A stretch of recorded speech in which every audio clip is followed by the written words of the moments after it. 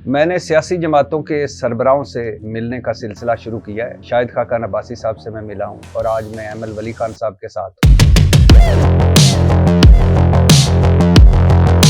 आपकी जमात king maker थी और मगर आज हालत यह है कि बादशाह खान साहब का पोता एमएल वली खान इतना मजबूर है कि इसे बलूचिस्तान जाना पड़ता है सेनेटर बनने के लिए।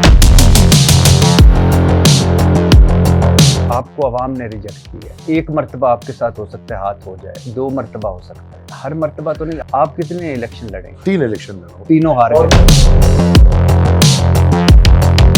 मैंने 3 इलेक्शन में जो हालात देखे ना, तो मैं इस प्रोसेस को लायक आप हैरान हो जाए ना। मेरा पहले इलेक्शन जो था वो था 2018 का इंतखाब, हम फैजियाब नहीं हो पाए। मेरा दूसरा इंतखाब था इमरान के खिलाफ बाई इलेक्शन 4 सद्दा में, और वही फैज साहब उधर कोर कमांडर थे, तब हालात खराब। यानी आप कह रहे हैं कि फैज हमीद साहब ने आपको वहां पेशावर में बैठ के हरवा दिया। आज क्या पुख्तनख्वा की पीटीआई रियासत के पेज पे है? अली अमीन गंडापुर किसका वजीर? इलेक्शन से 4 दिन पहले मुझे ये पैगाम आया कि अली अमीन गंडापुर आने वाला वजीर।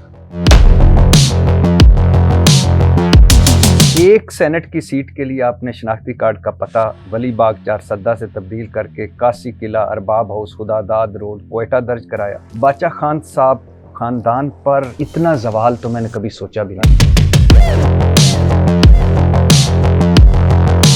आप नहीं समझते कि आपने एक सेनेट की सीट के लिए अपने आबाओ अजदाद का इज्जत और वकार दाव पे लगा दिया?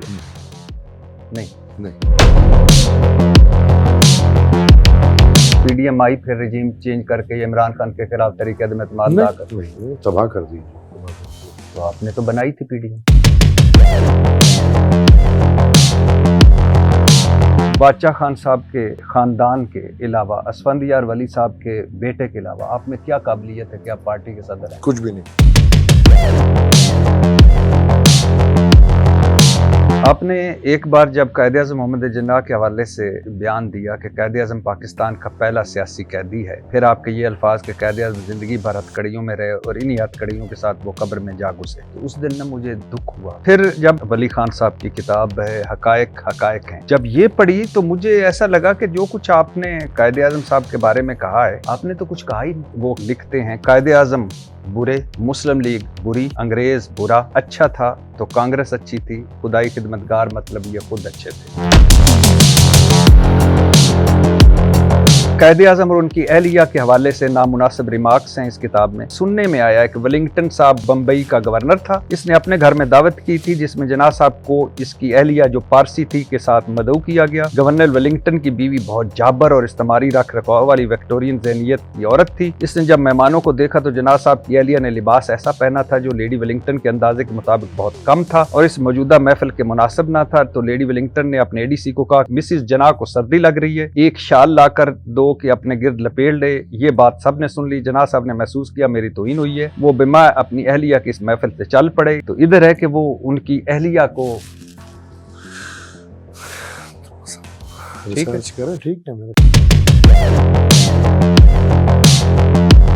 सफ़ा नंबर 70 पे जना साहब के मज़हब पर वार करते हैं। इसकी वजह जना साहब का ख्वाजा इस्माइली आगा खानी होना था जिन्हें उलमाए मुसलमान नहीं गर्दानते। जना का नाम असल में माम वाली जीना सर आगा खान की वालदा मोहतरमा लेडी अली शाह ने ख्वाजा रवायत के मुताबिक रखा था। यही वजह कि आम मुसलमान उलमा इनके मुखालिफ थे। सर मैं तो कायद-ए-आज़म साहब को पक्का और सच्चा मुसलमान समझता हूँ। जुमा खान सूफी साहब की किताब फरेब नातमाम, शेर पाव की हलाकत का मंसूबा मुकम्मल तौर पर आला लीडरशिप ने तरतीब दिया था। अफगानिस्तान का वजूद पख्तूनिस्तान की कौमी वादत पर मुनहसर है। अगर एक न रहा तो दूसरा भी नहीं रहेगा। तो मैं वली खान साहब सरदार दाऊद को ये बावर कराते रहे कि तमाम पश्तून और बलोच ना सिर्फ नैब के साथ हैं बल्कि एक भरपूर जंग के लिए आमादा भी हैं। अजमल खटक के घर हेडक्वार्टर ने बहुत अहमियत हासिल कर ली थी। तरबियत याफ्ता जवान अपनी ट्रेनिंग के इख्तिताम पर मुख्तलिफ रास्तों से पाकिस्तान वापस हुए। ये लोग अपने साथ असला, गोला बारूद, टाइम बम, ग्रेनेड और दीगर मवाद पाकिस्तान ले गए। जाते इन लोगों ने प्लान के मुताबिक दहशतगर्दाना कार्रवाइयाँ शुरू की। वली खान साहब का ख्याल था कि अगर हमने मुअस्सर तशद्दुद का रास्ता इख्तियार किया, अफगानिस्तान मजबूर होगा पुष्ट पनाही के लिए हमारी मदद करे। इससे पहले याहिया खान के ज़माने में कुछ इस तरह की फ़ज़ा बनाने की कोशिश की गई थी। हिंदुस्तान आजाद हुआ, पाकिस्तान बना। पाकिस्तान जब बन गया, आप तमाम कॉरिडोर्स में जाएं, पहले 3 साल, 2 साल, 1 साल आपके इधर जो भी था अंग्रेज, फाइनेंस सेक्रेटरी अंग्रेज, इंटीरियर वाला अंग्रेज, बाकी अंग्रेज, ये कैसे सर? लेकिन हमारा गवर्नर जनरल कायदे आज़म इंडिया का दूसरा गोरा था। तराना पाकिस्तान के खालिक हफीज जलंधरी भी फौजी भर्ती के लिए रेडियो गीत लिखते थे। इस जमाने का मशहूर गीत मैं तो छुए को भर्ती कर आई रे, इनका लिखा हुआ ये गीत लिखने के काफी शौकीन थे, लिहाजा बाद में कौमी तराना लिखने पर भी इनकी और ZS बुखारी की तू तकार हुई थी। पहले उन्होंने ये तजवीज़ दी थी कौमी तराना सूरह फातिहा होनी चाहिए, ये तजवीज़ मुस्तरद कर दी गई थी। अब इस्लाम के नाम पे मुल्क बनाओगे तो सूरह फातिहा को तो तराना बनाना पड़ेगा। इमरान खान गंद है, गंद का सफाया होना चाहिए। हकीकत आज भी मैं कहूँ, पख्तूनख्वा के 3 स्टेक होल्डर थे कल तक, ANP, मौलाना फजल रहमान और मुस्लिम लीग। आज सूरत हाल ये है कि मौलाना MNA बनने के लिए बलूचिस्तान, ML वली खान सेंटर बनने के लिए बलूचिस्तान, अमीर मकाम की अपनी सीट पर एतराज़ात ही एतराज़ात। ये कैसा गंद है जिसने आप सारों को सूबा बदर कर दिया, आप सारों का सफाया कर दिया।